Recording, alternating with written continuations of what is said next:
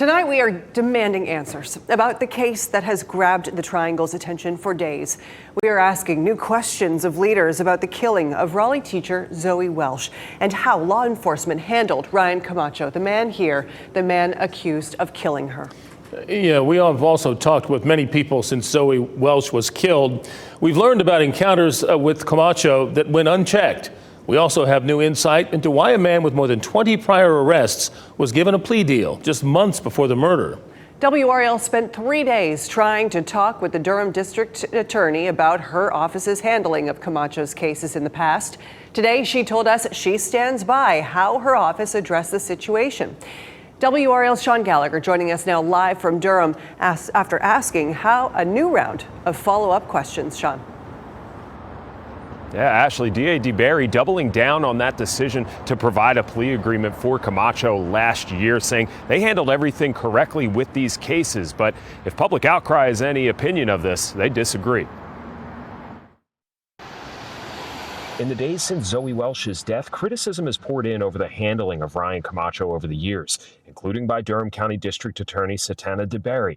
10 cases in Durham since 2010, including 2 break-ins at Michelle Potchak's home. And he was piling up the things that he was going to take. Money, prescription medication, electronics. Apparently not enough to convict as a felony. Deberry's office offered a plea agreement downgrading 4 felonies into 1 misdemeanor, telling me the evidence in Mr. Camacho's cases did not support felony conviction, which prevented him from facing a sentence that could have kept him behind bars the day Zoe Welsh was killed. I'm sorry, it is the DA's fault. You may call breaking and entering a nonviolent crime. I'm sorry, he threw a brick through my window. That's violent to me.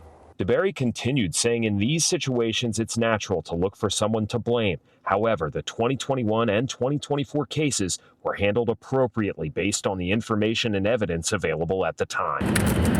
But she didn't answer a number of our questions about this case, like if she considered Camacho's past criminal history in Durham and Wake counties, and if she had concerns about his mental health, or if they're reviewing how his cases were handled.